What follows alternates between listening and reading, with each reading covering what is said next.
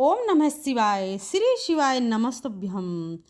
मैं हूँ रीना और आप सभी का हमारे चैनल सुविचार विद रीना में बहुत बहुत स्वागत है। भोलेनाथ जी की कृपा से आप सभी की मनोकामनाएं पूर्ण हों और आप और आपके परिवार के सभी सदस्यों का स्वास्थ्य ठीक रहे।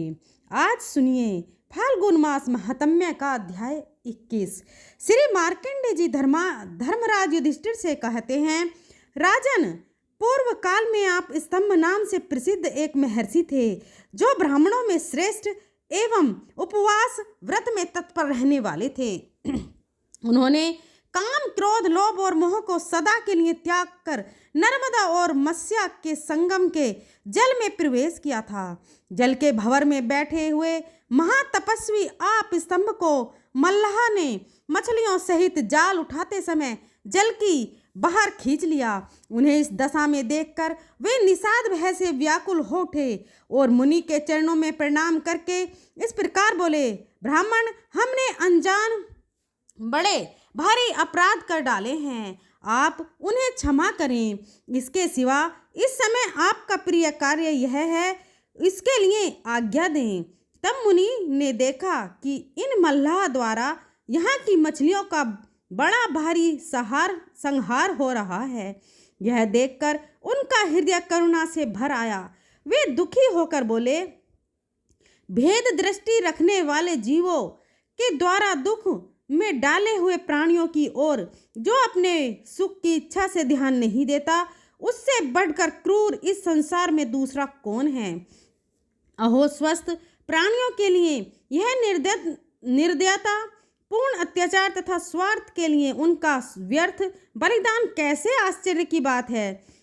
ज्ञानियों में भी जो केवल अपने ही हित में तत्पर है वह श्रेष्ठ नहीं है, क्योंकि यदि ज्ञानी पुरुष भी अपने स्वार्थ का आश्रय लेकर ध्यान में स्थित होते हैं तो इस जगत के दुखांत प्राणी किसकी शरण में जाएंगे।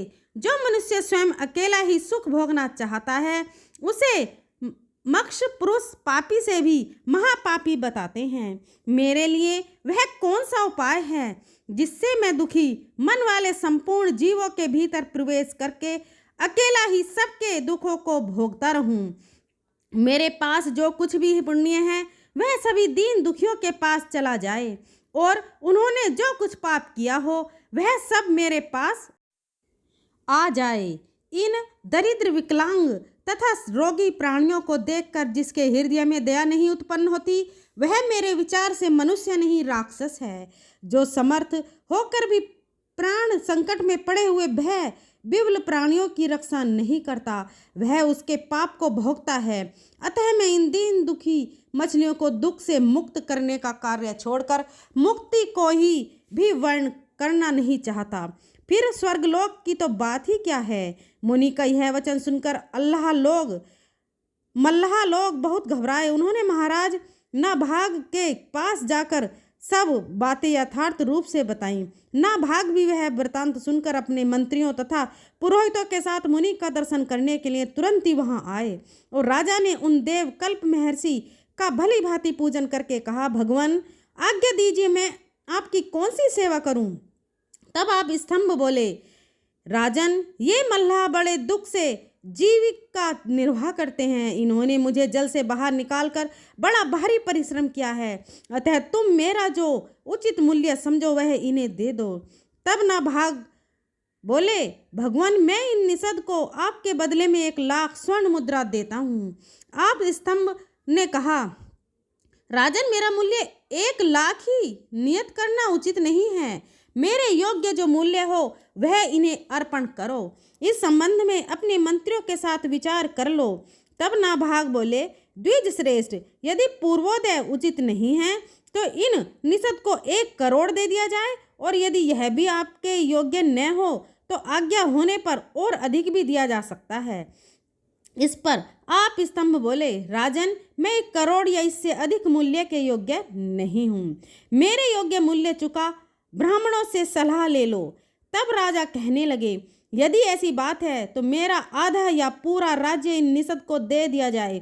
मेरे मत में यह मूल्य आपके योग्य होगा, किंतु आप किस मूल्य को पर्याप्त मानते हैं, यह स्वयं बताने की कृपा करें।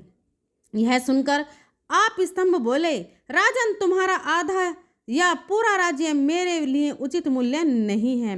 मूल्य वह दो जो मेरे योग्य हो। ऋषियों के साथ विचार कर लो।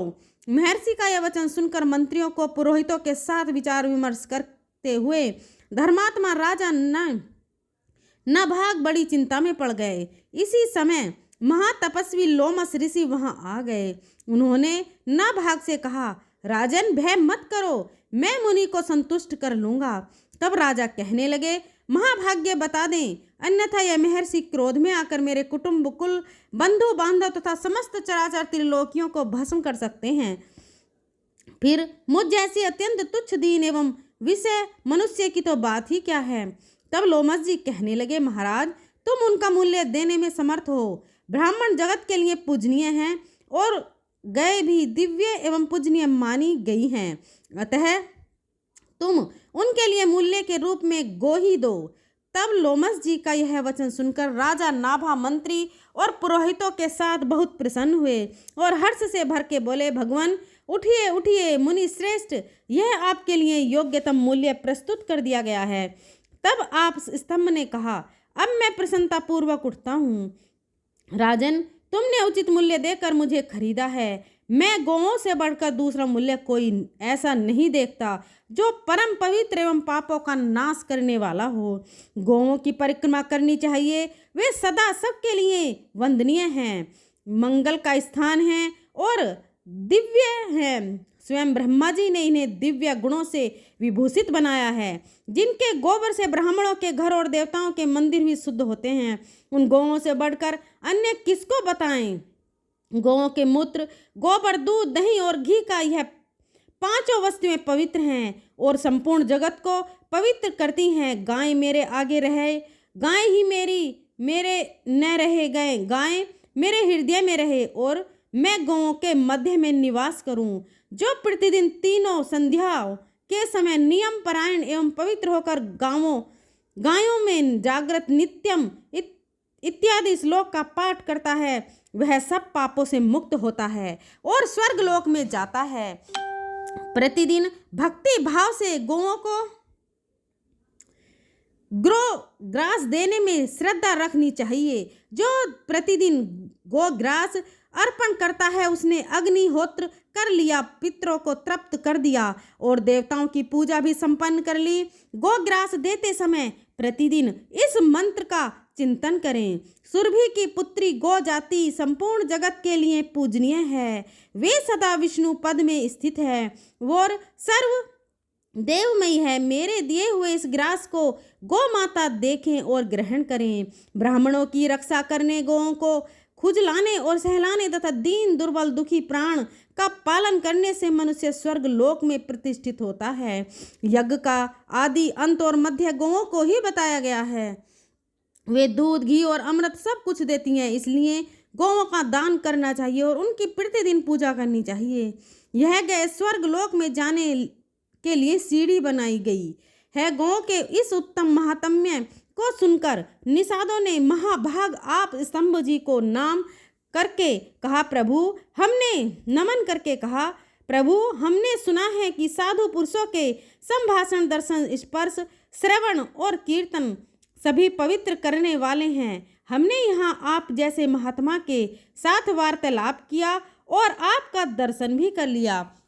अब हम आपकी शरण में आए हैं, आप हमारे ऊपर अनुग्रह कीजिए। तब आप स्तंभ बोले, इस गो को तुम लोग ग्रहण करो, इससे सब लोग पाप मुक्त हो जाएंगे। निशा निंद कर्म से युक्त होने पर भी प्राणियों के मन में प्रीति उत्पन्न करके इन जलचा मत्स्य के साथ स्वर्ग लोक में जाएं। मैं नरक को देखूंगा या स्वर्ग में निवास करूं, किंतु मेरे द्वारा मन, वाणी, शरीर और क्रिया से जो कुछ भी पुण्य कर्म बना हो, उससे यह सभी दुखात प्राणी शुभ गति को प्राप्त हो। इसके बाद शुभ चित्त वाले महर्षि आप स्तंभ की सत्य वाणी के प्रभाव से वे सभी मल्लाह मछलियों के साथ स्वर्ग लोक में चले गए। मछलियों सहित उन मत से जीवी निषादों को स्वर्ग में गया हुआ देखकर मंत्रियों और सेवकों के साथ राजा नाभा को बड़ा विस्मय हुआ। वे इस प्रकार बोले, कल्याण की इच्छा रखने वाले पुरुषों को सदा संतों एवं पवित्र जल वाले तीर्थों का दर्शन करना चाहिए। इस जगत में एक क्षण के लिए भी उनका संग किया जाए तो वह कभी निष्फल नहीं होता। अतः साधु महात्माओं के पास बैठें और उन्हीं के साथ उत्तम कथा वार्ता करें। इसके बाद आप स्तंभ मुनि एवं महातपस्वी लोमस जी ने नाना प्रकार के उत्तम पद सुनाकर राजा की बोध प्राप्त कराया। तब राजा ने परम दुर्लभ धर्मम बुद्धि धारण की और इसके बाद वे दोनों महर्षि राजा नाभा की प्रशंसा करते हुए बोले, अहो राजेंद्र, तुम धन्य हो क्योंकि तुम्हारी बुद्धि धर्म में तत्पर हुई है। मनुष्यों के लिए धर्म परम दुर्लभ है, विशेषतः राजाओं के लिए तो वह और भी दुर्लभ है। यदि राजा राज्य पद से उन्मत्त होकर सब धर्म का परित्याग न करे तो उसमें बढ़कर दूसरा कौन हो सकता है। धर्म की ध्रुव है, वह सदा अटल रहने वाला है। राज्य तो मोह रूप अथवा मोह का आश्रय है, वह स्थिर रहने वाला नहीं, परंतु राज्य विषयक मोह होने पर नरक की प्राप्ति अत्यंत ध्रुव है। अतः विद्वान पुरुष राज्य की निंदा करते हैं, विषय लोलुप अविवेकी पुरुष ही राज्य को मान्यता देते हैं। मनीषी पुरुष तो उसे सदा नरक के समान देखते हैं। अतः महाराज, यदि तुम अपने लिए सनातन गति चाहते हो तो तुम्हें अपने मन में शोक मोह और मद को भी स्थान नहीं देना चाहिए। तब मार्कंडेय जी कहते हैं, राजन, ऐसा कहकर वे दोनों महात्मा आप स्तंभ और लोमस जी अपने अपने आश्रम को चले गए। राजा नाभाग ने भी वरदान पाकर प्रसन्नता पूर्वक अपने नगर में प्रवेश किया। महाराज, इस तीर्थ में स्नान करके महेश्वर की पूजा करो। इसी तीर्थ के प्रभाव से महाभाग्य जीवी निषद मछलियों के साथ दिव्य लोक को प्राप्त हुए थे।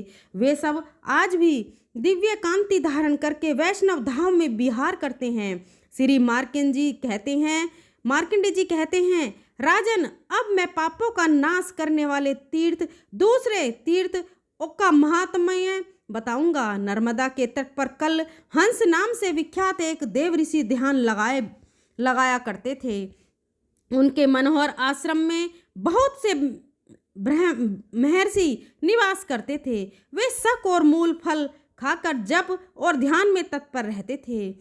हे युधिष्ठिर, समस्त प्राणियों के हित में संलग्न रहने वाले कल हंस जी भगवान शिव के ध्यान में स्थिर होकर 15,000 वर्षों तक एक पैर पे खड़े रहे। उनकी तपस्या और ध्यान निष्ठा से इंद्र को बड़ा भय हुआ और वे कुबड़े तथा नाट ब्राह्मण का रूप धारण करके कल हंस के आश्रम पर गए। वहां पहुंचकर उन वृद्ध ब्राह्मण ने पूछा, तपोधन, आप किस उद्देश्य से तपस्या करते हैं?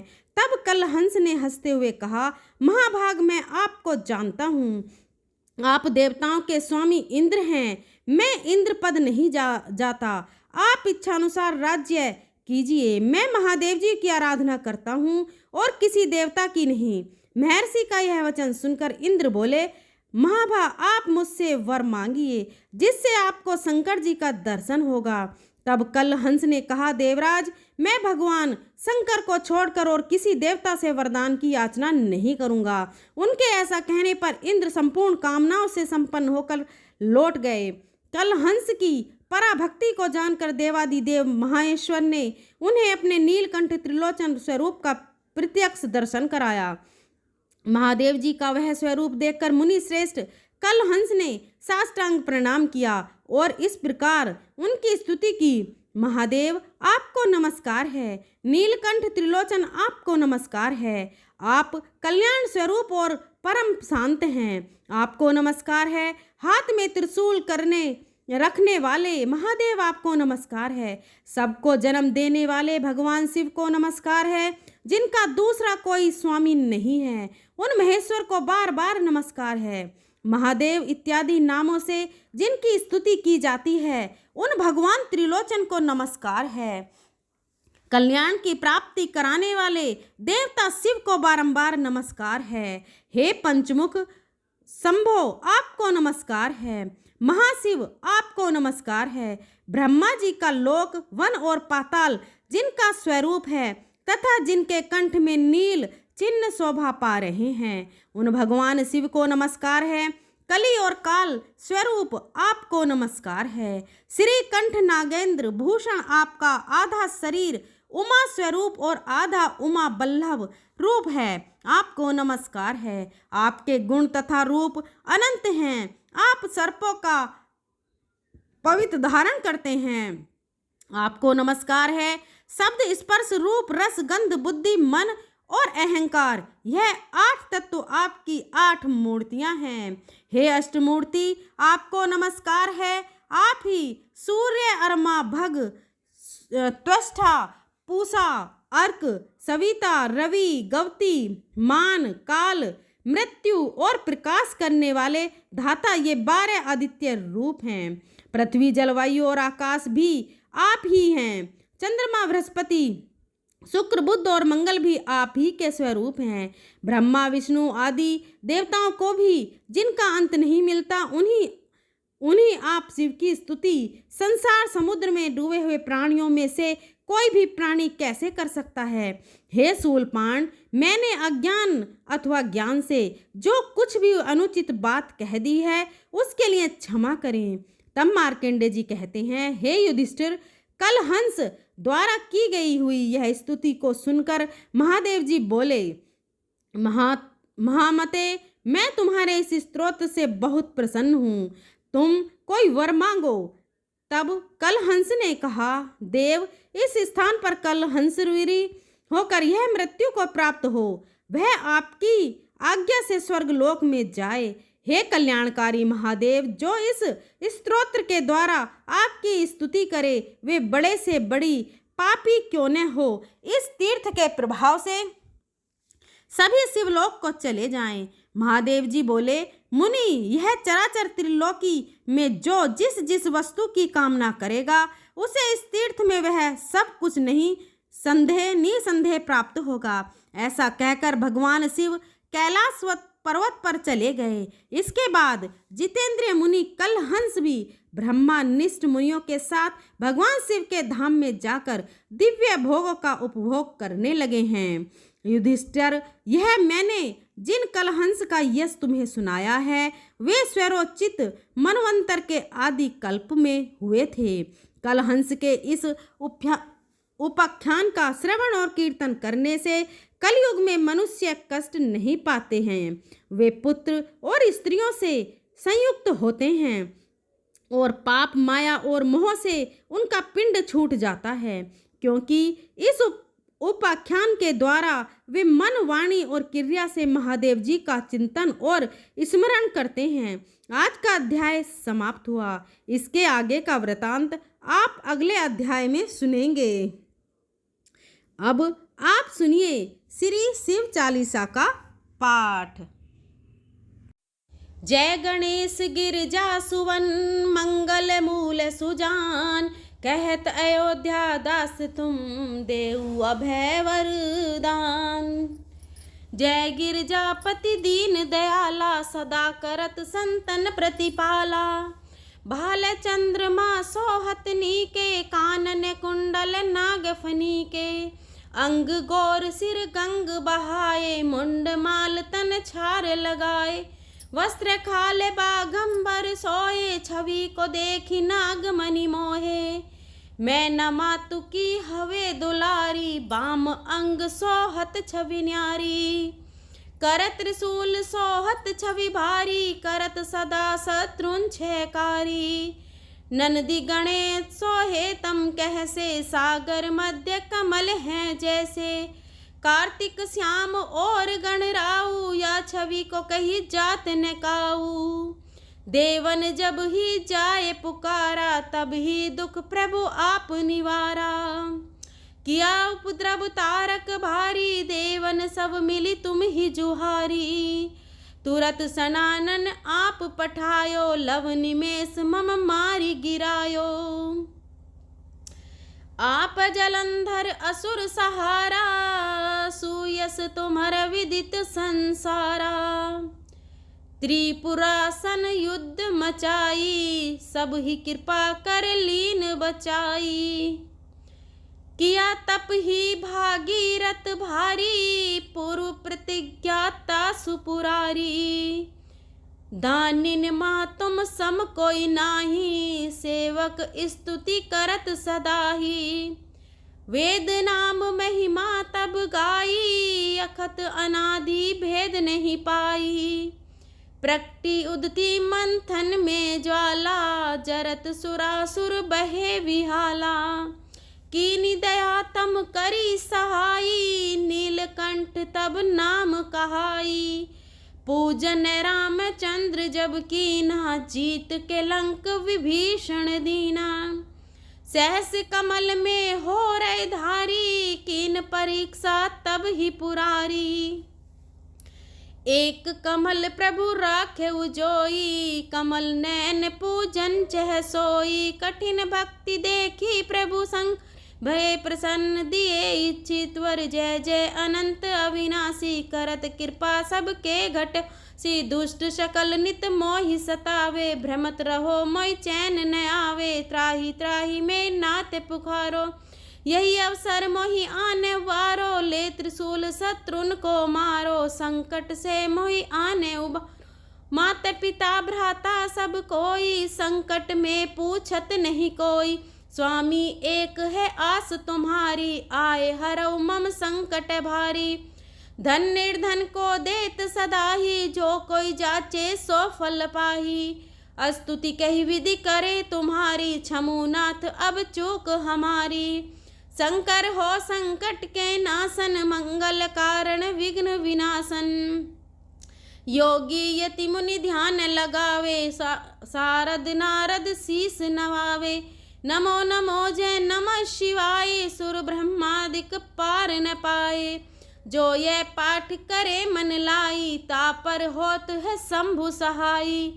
ऋषियाँ जो कोई हो अधिकारी, पाठ करे सो पावन हारी। पुत्रहीन कर इच्छा जोई, निश्चय शिव प्रसाद तही होई। पंडित त्रयोदशी को लावे, ध्यान पूर्वक होम करावे।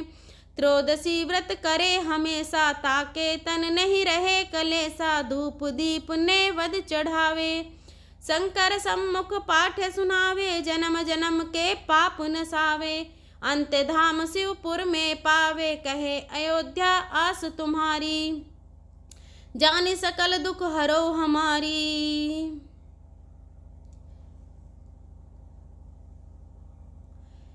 नित नेम कर प्रातः ही, पाठ करो चालीसा। तुम मेरी मनोकामना, पूर्ण करो जगदीशा। मंगसर छठी हेमंत ऋतु, संवत 64 जान। स्तुति चालीसा शिव ही, पूर्ण कीन कल्याण। दोस्तों वीडियो कैसी लगी? अगर वीडियो पसंद आई हो तो अपनी फ्रेंड और फैमिली में शेयर करें और हमारे चैनल सुविचार विद रीना को सब्सक्राइब करें और बेल आइकन को ज़रूर प्रेस करें ताकि आने वाली सभी वीडियो की नोटिफिकेशन आपको मिल सके। अगर मेरे बोलने में कोई त्रुटि रही हो तो मैं हाथ जोड़कर क्षमा प्रार्थी हूँ। मिलते हैं अगले अध्याय में, अगली कथा में। तब तक के लिए धन्यवाद। जय भोलेनाथ।